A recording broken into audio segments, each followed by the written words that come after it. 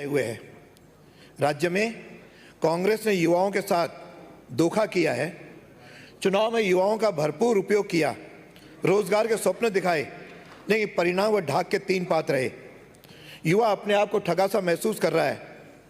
युवाओं के लिए चुनाव में 5 लाख नौकरियों का वायदा किया, लेकिन 3 बजट, जिसमें भी तीसरे बजट में 2 साल की जो घोषणा की, इस तरह मिला करके कुल 1,78,000 की घोषणा की, लेकिन अब तक केवल नियुक्तियां 3.25 साल या 35 महीने में जाकर के 42,000 को दे पाए हैं।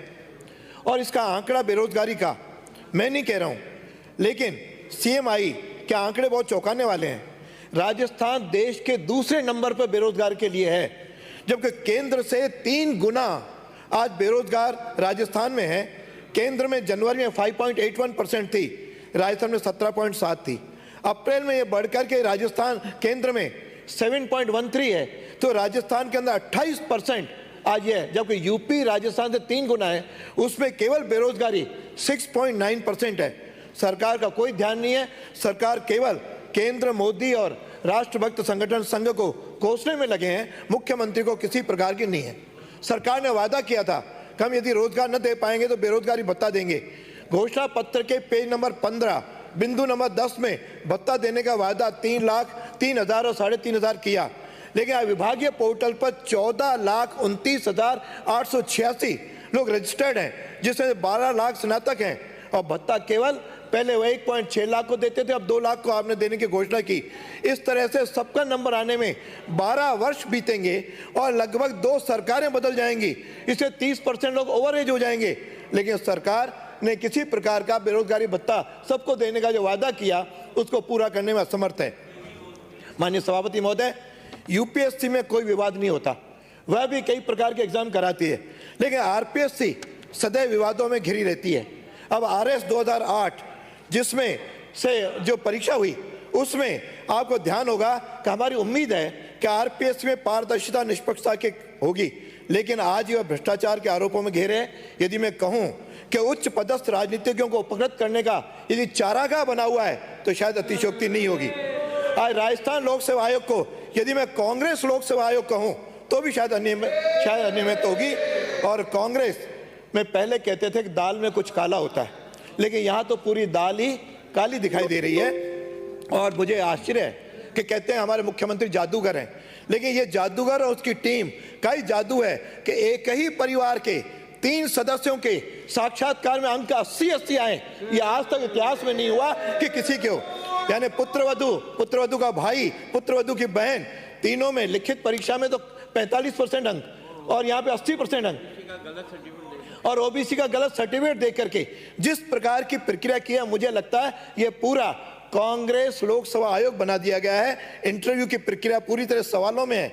यहाँ तक के सीकर के अंदर एक कलाम कोचिंग सेंटर है, उसके एक ब्रांच जयपुर में भी है।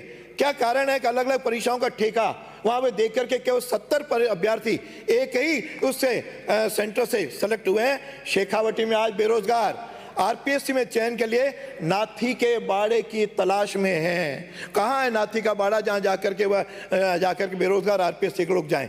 और 87 परीक्षा के केंद्र थे, 7 केंद्रों में ही 200 में से 77 चयनित हुए। इस प्रकार मेरा आपसे केवल 1 मिनट केवल लूंगा कि उत्तर पुस्तिकाएं 1 वर्ष तक तो बिना जांचे रखी।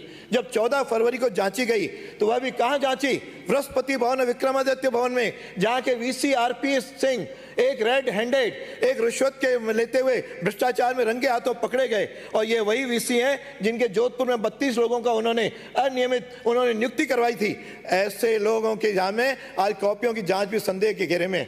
मॉडल आंसर की नहीं बनाए जाते हैं जो देश भर में बनाई जाती है। ऑन स्क्रीनिंग मार्किंग पद्धति में निश्चित रूप से कंप्यूटर में छेड़छाड़ होती है, उसकी इससे संभावना रहती है, उसकी कोई व्यवस्था नहीं। यहाँ तक DOP ने रूल 15 में हमेशा रूल के अंदर 15 गुना करते हैं, लेकिन इसमें 30 गुना दिए गए ताकि राजनीतिज्ञों के संबंध भी आ सकें।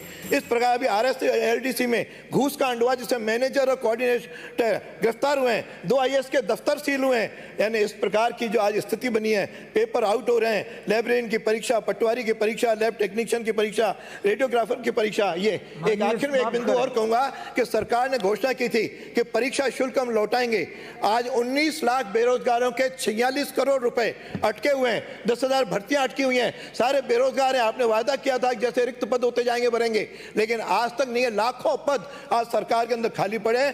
आखिर ये क्या है? और संविदा कर्मचारियों को परमानेंट करने की बात हुई, आज तक नहीं गए। इस तरह आज कोरोना के कारण जो निजी कंपनियां हैं उसमें भी बुरी तरह छटनी हुई है। इसलिए सरकार आज केवल आंख मूंदे हुए बैठी है। मैं सरकार से मांग करूंगा कि वह इन बेरोजगारों को रोजगार उपलब्ध कराए, नहीं तो बेरोजगार नहीं छोड़ेंगे। आरपीएससी में चयन प्रक्रिया में बदलाव किया जाए, साक्षात्कार को बंद किया जाए और वहां पे जो नियुक्तियां हो वो राजनीतिक की नियुक्तियां नहीं हो और वहां पे केवल शिक्षाविद की तरह, यूपीएससी की तरह उसमें नियुक्तियां होंगी तो पारदर्शिता आएगी और इसकी तुरंत जांच भी करवाई जानी चाहिए ताकि दूध का दूध पानी का पानी हो सके। धन्यवाद।